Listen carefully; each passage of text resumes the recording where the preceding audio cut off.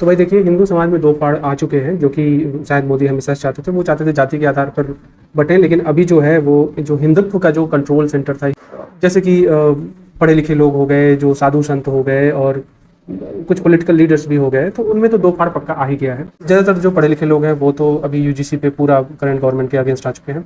लेकिन जो बड़ी बात है कि वो साधु संतों में एक ग्रुप आ गया है, जिन्होंने एकदम से बोल दिया है कि मोदी जी की जय हो, मोदी जी आपके मुंह से सोना निकलता है, मोदी जी आप ही सब कुछ हो। तो आपने तो सुना ही होगा कि भाई एक काजल हिंदुस्तानी करके हैं, और साध्वी ऋतंबरा के बारे में तो सब जानते ही हैं। वो तो उनका राम मंदिर के समय में जो सहयोग रहा है हिंदुत्व में, उसको तो कोई भुला ही नहीं सकता है। तो ये दो जो व्यूज़ आए हैं वो एकदम ही दोफाड़ करने वाले हैं हमारे समाज में। एक ये बोल रहा है कि भाई ये जो यूजीसी के रूल्स आए हैं ये गलत हैं, और इस पे हमें काम करना पड़ेगा, ये हटना ही होगा, अगर नहीं हटेगा तो आप हारेंगे। फिर हमारी साध्वी ऋतंबरा जी आती हैं, वो बोलती हैं कि नहीं नहीं, हम दूसरों में कमियां निकालना बंद करें, जो अपने में है अपनों में क्यों कमी निकालें। लेकिन मेरा मानना ये है कि हमें इन दोनों चीज़ों से अलग रहना चाहिए भाई। पॉइंट सिंपल सा है, राम मंदिर आपने बनवाया, बहुत अच्छे, प्लस पॉइंट है आपके लिए। ये मैं मोदी जी के बारे में बोल रहा हूँ। राम मंदिर आपने बनवाया, आपका सपोर्ट रहा, उसमें प्लस पॉइंट है, उसके लिए हम हमेशा आपके कृतज्ञ रहेंगे।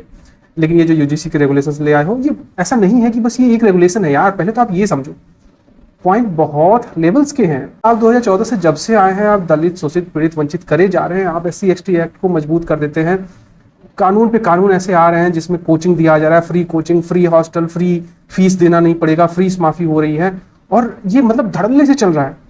मैं ये नहीं बोल रहा हूँ कि आप रिजर्वेशन हटा दो, मतलब ये तो कोई डिमांड भी नहीं करता, और अगर आप इस पर नहीं भी हटाएंगे तो कोई इसका बुरा भी नहीं मानेगा, क्योंकि सबको पता है कि यार ये बहुत ही कॉम्प्लेक्स इशू है, और इस पर हम ऐसे खुल्लम खुल्ला कोई रिजल्ट ना ही मांगे तो बेहतर है। But at the same time आपको ये नहीं दिख रहा है कि यार एक IAS के लड़के को रिजर्वेशन मिल रहा है, हाउ इज दैट गुड। बात बस खाली यूजीसी रेगुलेशन की नहीं है।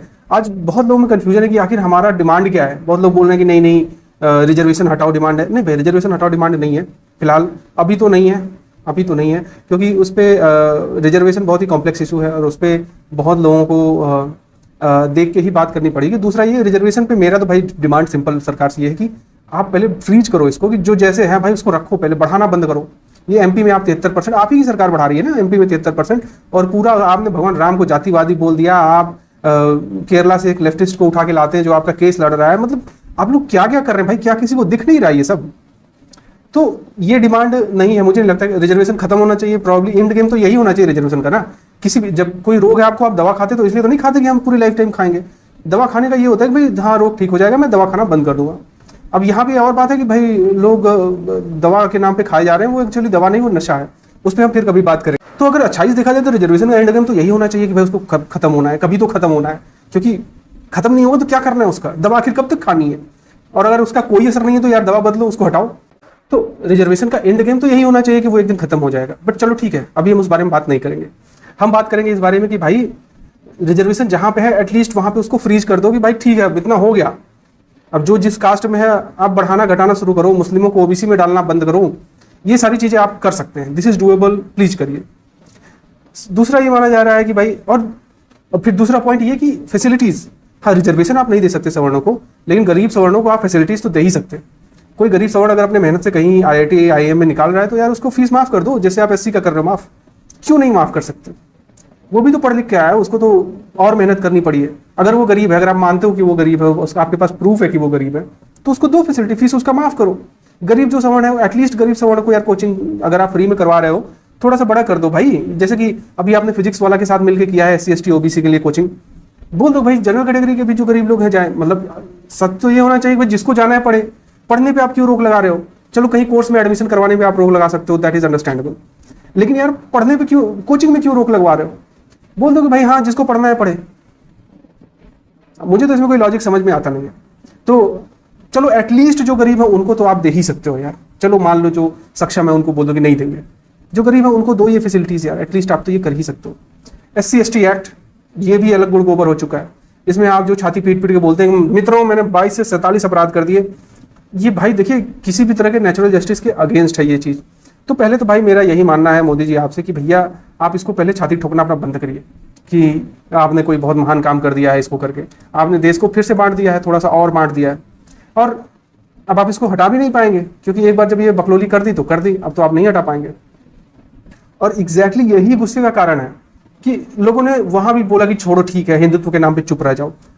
आप मतलब जैसे होता है ना कि कभी कभी आप ट्रेन में रिजर्वेशन में लोग जाते होंगे तो आपको ये बात समझ में आएगी कि मुझे याद है अच्छी तरह से, एक बार थर्ड टायर में मुझे लोअर बर्थ मिल गया, मैं सो गया। भाई एक भाई साहब आए, बोले भैया सीट नहीं मिल रहा है, थोड़ा सा बैठ जाऊँ क्या? अब यार देखो ट्रेन में है यार, रात में क्या, मैंने कहा ठीक है भाई मैं थोड़ा पैर मोड़ लेता हूँ, बैठ जाओ। और भाई साहब हर 5 मिनट में थोड़ा सा और खिसक गए, थोड़ा सा और खिसक गए, थोड़ा सा और खिसक गए।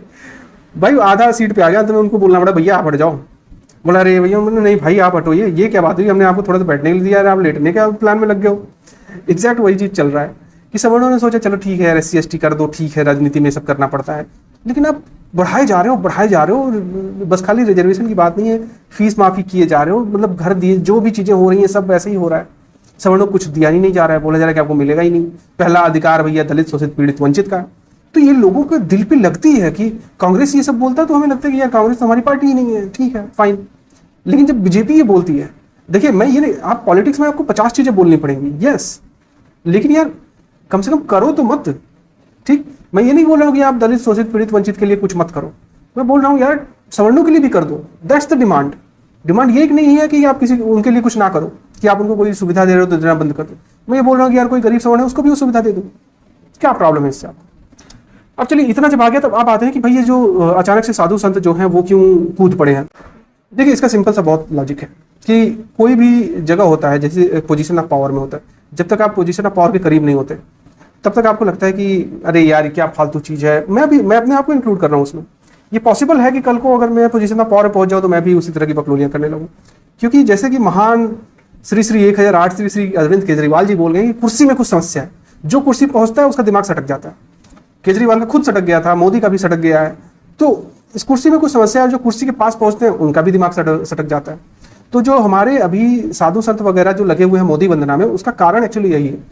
देखिए जब कहीं पे कुछ हो और फोन आए कि अरे हम PMO से बोल रहे हैं, प्रधानमंत्री आपसे बात करना चाहते हैं, भाई छाती चौड़ा हो जाता होगा, PM का कॉल आया है, राइट?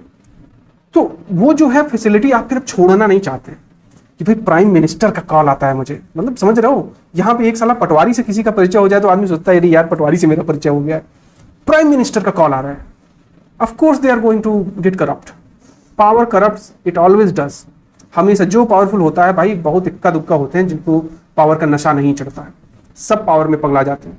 और इसीलिए ऐसे सिस्टम्स बनाए जाते हैं जिसमें आप बहुत ज्यादा पावरफुल हो जाएं तो आपको कंट्रोल किया जा सके। लोकतंत्र में एक तरीका है वोट देने का, एक तरीका है फ्रीडम ऑफ एक्सप्रेशन। जैसे मैं अभी बोल रहा हूँ, आप पावर में पगलाएंगे, हम आपको 50 गालियां देंगे, that should be the way about it. और अभी मैं उतना बड़ा आवाज नहीं हूं तो मेरे ऊपर कुछ हो नहीं रहा, हो सकता है कि अगर कभी को बड़ा आवाज हो तो सकता है मुझे ही पकड़ के जेल में बंद कर दे, that is also possibility, it's always there.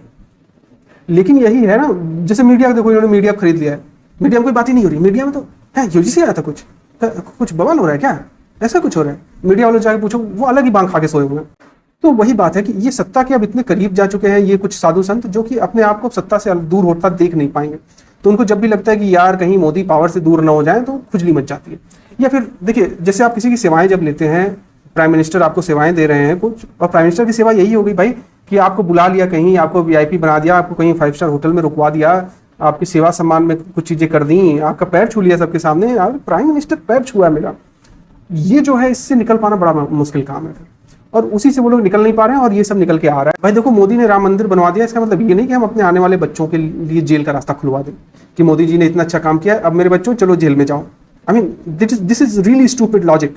और जो ये बोल रहे हैं और वो लॉजिक भी दे रहे हैं भाई, ये तो मेरी समझ की बिल्कुल बाहर है, बिल्कुल ही बाहर है कि क्या लॉजिक है कि भाई मोदी जी ने राम मंदिर बनवाया तो चलो तुम अपने बच्चों को जेल में डलवाओ। व्हाट द हेल मैन, कौन ये लॉजिक देता है क्या?